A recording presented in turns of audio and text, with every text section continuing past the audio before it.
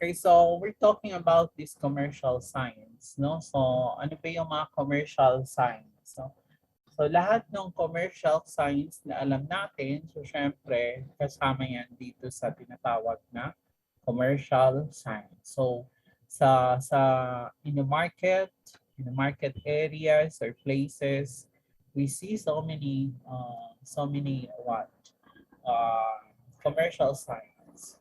In in areas or business zone you see them, no? So like yung banking signs, okay, or for instance in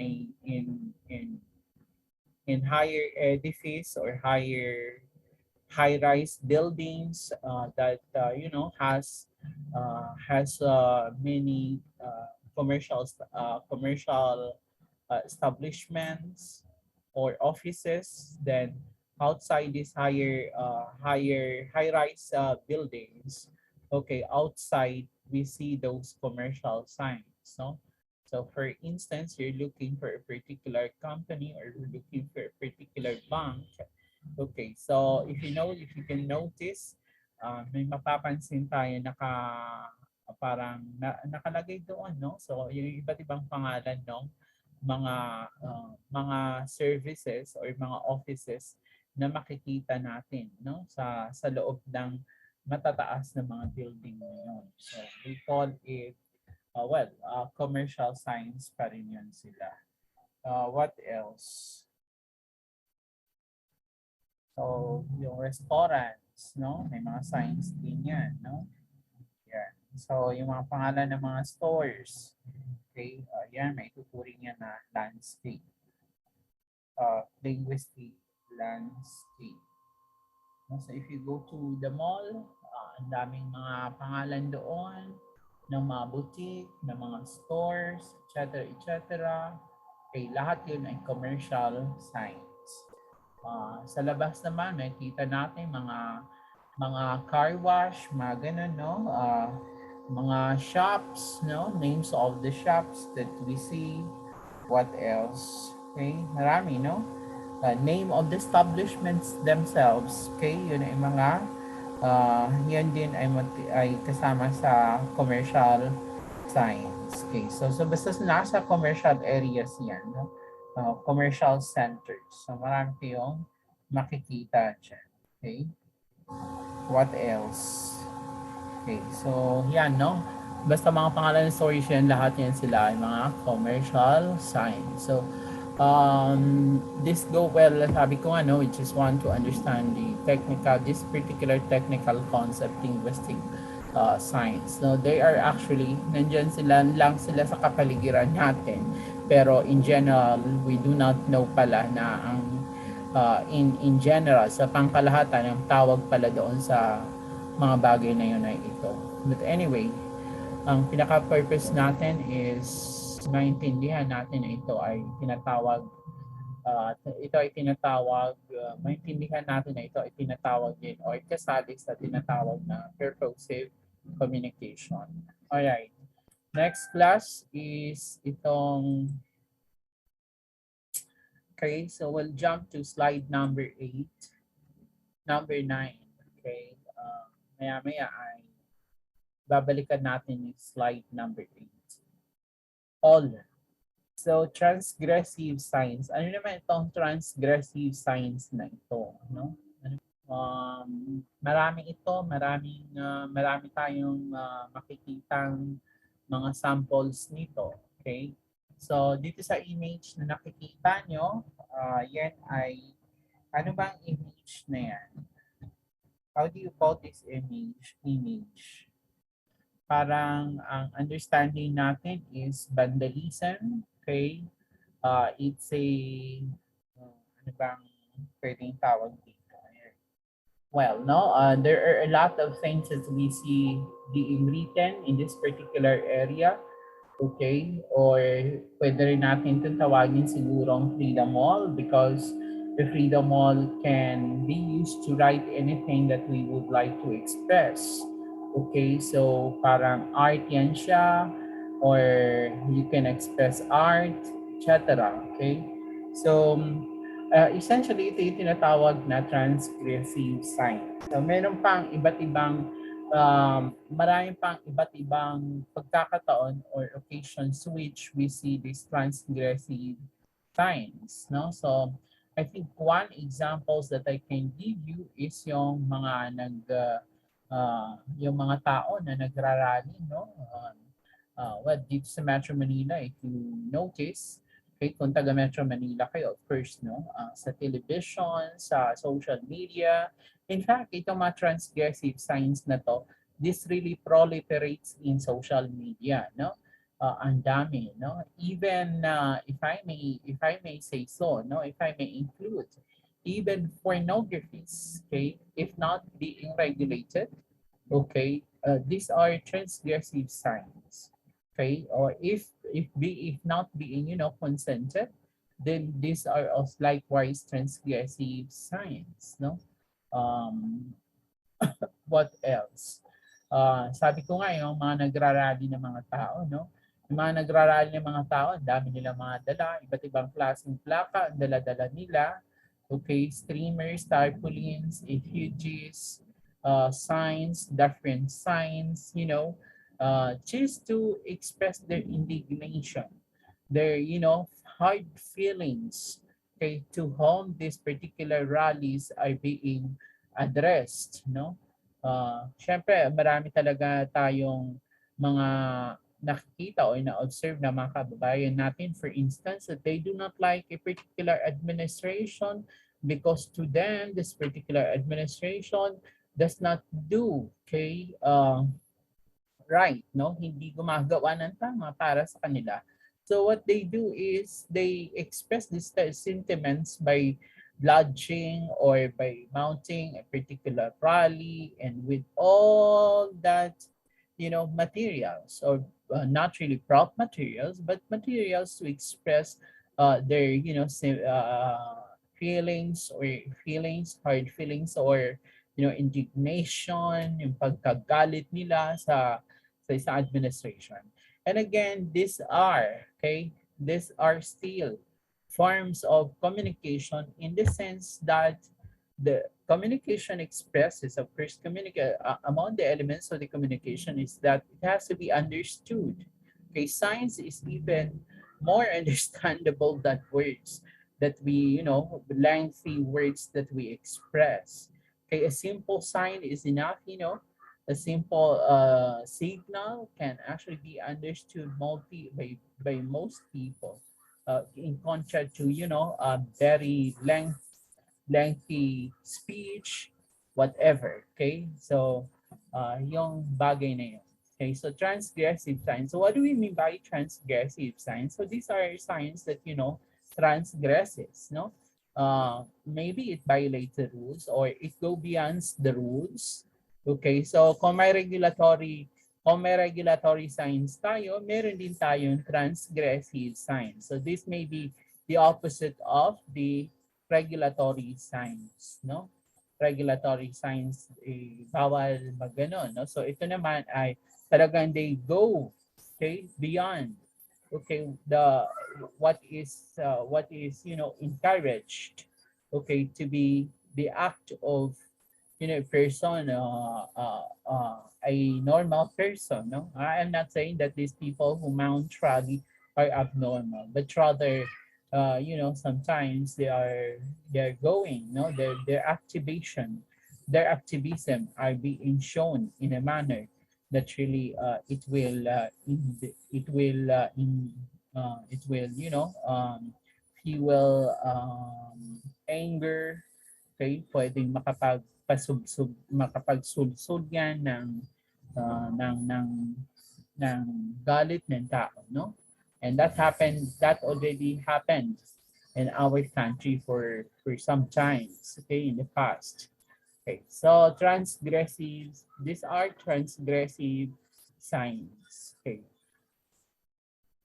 transgressive signs. Okay, so before we move to this line, I'd like to direct your attention to this particular slide. Okay, so if you see, there are 5 questions. But allow me to document first our proceedings. Miss Jerville Ann is referring gender to the, uh, the choice of gender, or, gender. Gender identity, by the way, is a what? Uh, is a choice, no? Choice ng tao, gender identity. How do you want to be identified by the society? That is a gender. All right. So is that perhaps is that the linguistic, okay, linguistic landscape? Maybe that is arbitrary, no? Kasi yung tinatawag na space yun nandoon sa definition, no?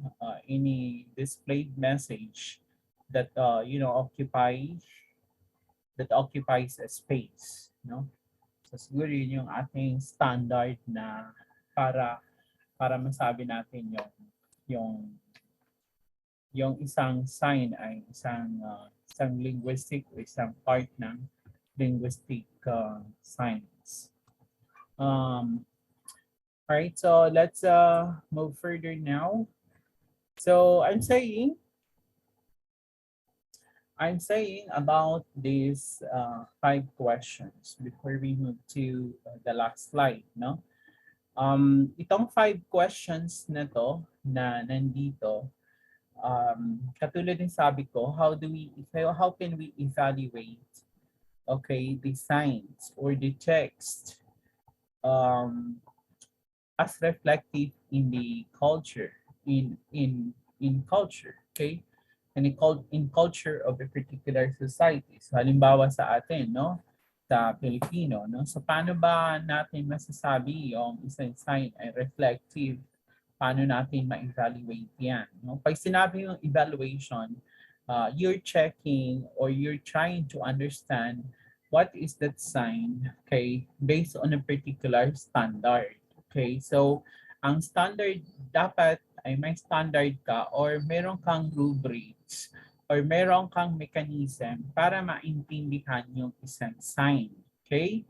So yun yung importante, no? Kasi if you notice, ordinary people just, express their understanding without, express their opinion without basis. Okay? Without basis. No? So hindi critical yung ganun na hindi yon critical yung ganun na pagpapahiwatig or pag-express ng feelings mo or ng opinions mo, kaya hindi yun siya critical. But let us make it, standard. And when you would like to make things standard, so there must be rubrics or there must be basis, okay, to which you said that this is it, this is my understanding, or that my understanding is correct because of this particular standard. Okay, so I have here these 5 questions, okay, that you can make as a basis, okay, to understand a particular sign. Okay, so the number one question here is, what is the message of the image? What is the message of the image? So as soon as you see a particular image, all right, or sign, then the first question that you have to answer yourself, okay, for you to understand it is, what is the message of this image? Of course, you have to, but the image is something that you see, okay? And what does this tell you? Okay? Ano yung mensahe nun sa'yo? So yun yung sasagutin mo. Okay, so supposing ahead of you're a motorist. All right. So syempre yung motorista naman ay mabilis yan eh. And then bago pa makarating doon sa actual na lugar, let's say mga 200 meters away or 200 meters away or mga 400 meters away, eh, nakikita mo na yung slippery road signs. Okay? Slippery road sign. Okay? So, So of course you understand it. So what is the message of that image? Okay, so ahead is a slippery road. Okay, so what does it mean? So there is that ahead of that particular in that particular place there is this slippery road. So what for? What for? Okay, so that will now lead us to the number two question. What is the purpose of the image? Okay, so the purpose of that image, supposing that you have you have seen that particular, slippery road, okay, or zigzag road. Okay, so that would serve. The purpose is to prevent or to give information to people, okay, or to motorists, or to make the motorists aware that this road is slippery. And as we know, it is slippery, so therefore it may be prone to accidents. Okay, so the purpose is to what? Tell us about the danger. Okay, so that we can be cautious and avoid if any, okay, makaiwas tayo kung saan. So kung ikaw ay mabilis na nagmamaneho or nagda-drive ng sasakyan mo, so you have to slow down, no? So if you're, running with a speed of like 100 kilometers per hour, so maybe you can slow down unto let's say 40 or 50, depending on how really how slippery that particular road. Okay. Number three question is, how is the message in the image conveyed? Okay, how? Paano ba? So, um, paano mo nabasa or paano mo naintindihan yung message na yon, no? So, it presupposes, by the way, class, itong mga images na to, we may be familiar, but what if we're not familiar? So, therefore, it presupposes for us, an awareness of this. Okay, pero ano ba? May awareness, aware tayo na may mga ganyan signs. Okay, at dapat ay pinapansin din natin, no? Hindi yung talagang kibit-balikat lang tayo. So how is the message in the image is conveyed? So to answer these questions, okay, so alam niyo, noong nakaraang week, no, bagamat wala kayo, so we discussed different types of text, no?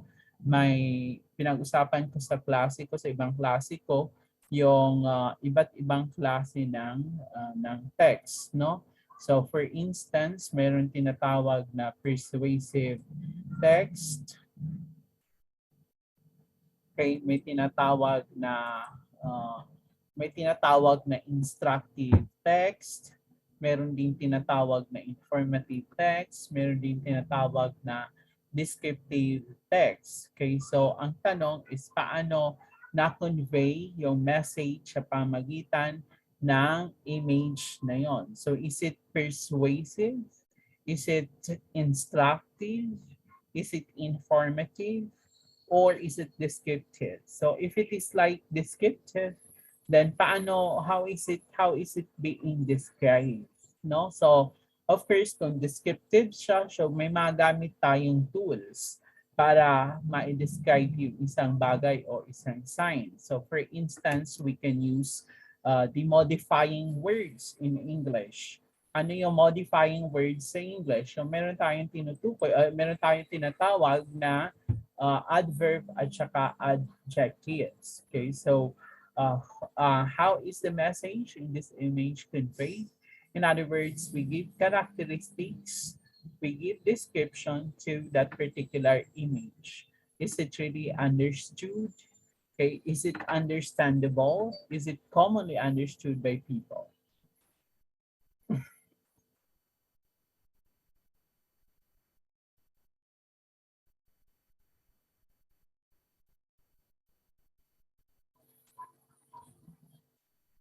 Okay. So yan yung number 3 questions. All right. Number 4 questions is ang number 4 questions is, who is the target audience?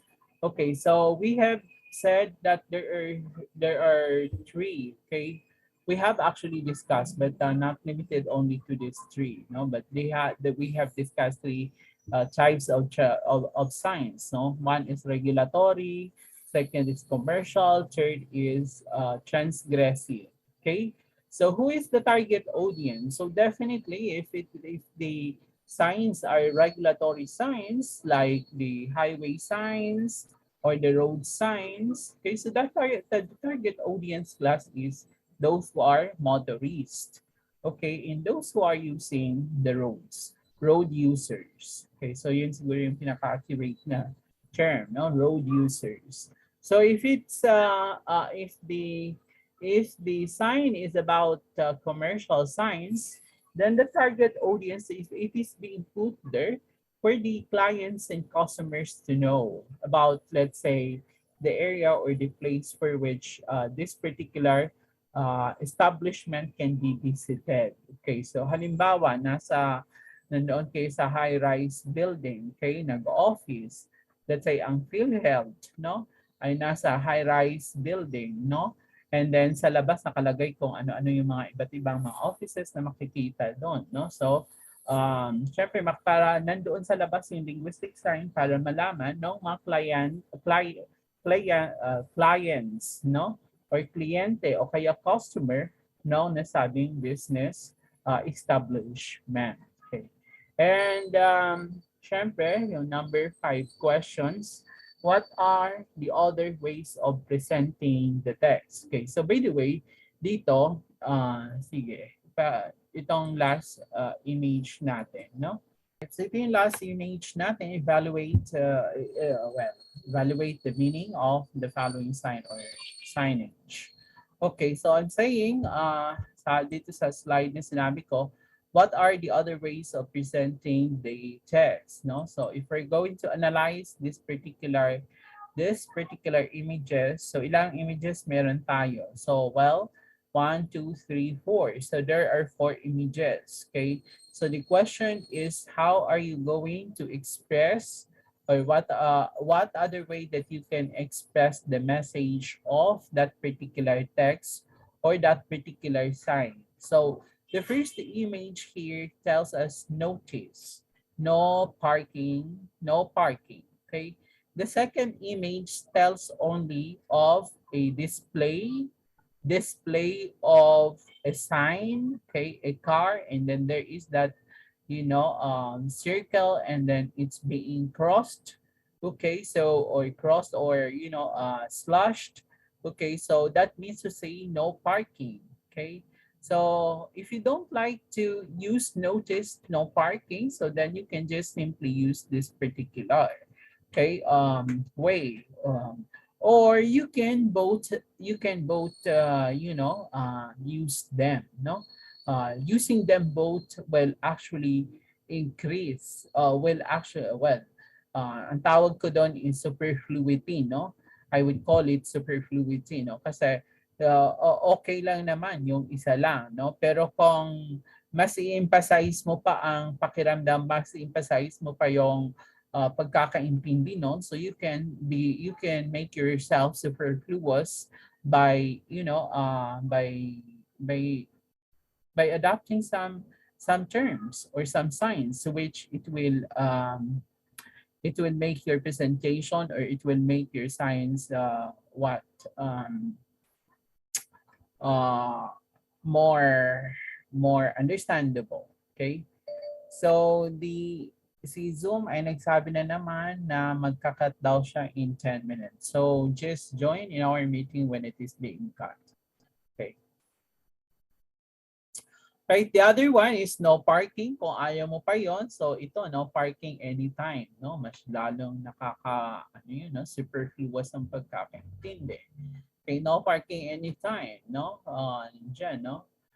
Two-way zone, two-away zone, tow-away zone pala yan siya. Tow-away zone. Okay, so no parking anytime. All right. So iyan yung mga criteria or standard natin para masabi natin kung ang ating communication ay okay, kung ang ating pagbabasa ng mga text, ng mga sign ay tama o hindi.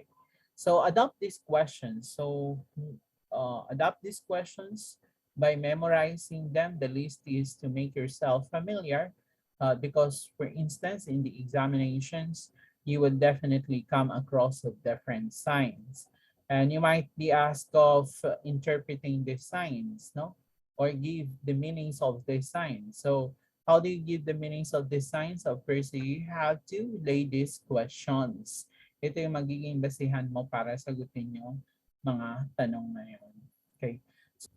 Balikan natin, no? Summarize natin yung pinag-usapan natin. So, uh, ang pinag-usapan natin ay ito, okay? So, evaluating text, reflecting different culture.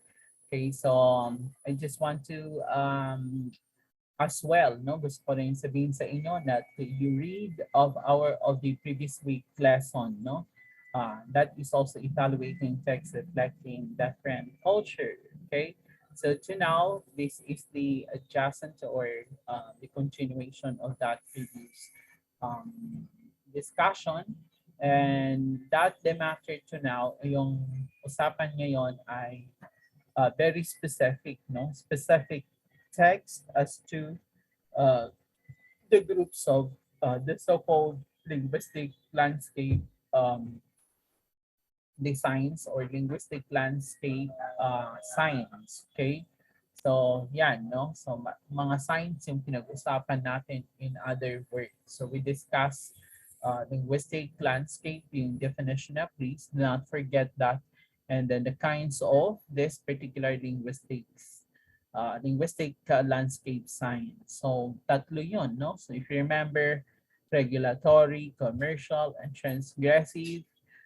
There is no apparent definition that's being given in our discussion or in the slides that I have shown, but at least we have attempted to define them in the course of our discussion. All right, so what's the connection of this evaluating text reflecting different culture to purposive communication? So as I was saying in class, okay, itong purposive communication na to, this is a very specific, okay, very specific communication. So for instance, okay, among business letters, yung mga business letters na tinatawag, no? Ano ba yung mga examples ng business letters na alam natin? So inquiry letter, okay? Application letter, acknowledgement letter. Okay, suppose you applied for a scholarship grant. Now it being acknowledged, okay, the receipt of your application is being acknowledged, okay. So yung acknowledge na yon, pag acknowledge na yon, that's we call it acknowledgement letter, okay. So I'm saying the point home is that uh, purposive communication is a certain communication that has purpose. So if a business letter like acknowledgement letter, okay, so the purpose of that letter, which is a communication, is to acknowledge, okay, to acknowledge that the receipt of something, okay, to inform the sender of that letter that he has actually received that particular letter being sent to him. So similar to an inquiry letter, okay? So if you are going to send, if you want to ask something about a particular something, okay, in an office, then you need to send what? An inquiry letter or letter of inquiry. So the purpose of that communication is to inquire. Okay, so hence purposive communication. So similar to this one, okay? So ganito rin, itong linguistic landscape, which talks about the signs, okay? So these signs have what? These signs are considered communication. And these signs as well have what? Purposes. Have different purposes. No? So just like what we have discussed earlier, regulatory, all right, commercial, or transgressive signs. No? So of course, these different signs have their own purposes. And since they have own purposes, so they are communication with purpose. Okay, so in other words, in short, it is now this linguistic landscape signs are considered, uh, purposive communication. Ha? So yun yung bakit naging purposive communication. Kasi baka mamaya ay tinatanong nyo, paano ba naman yan siya naging purposive communication? Right? So that's our justification as to why it is considered purposive communication. All right.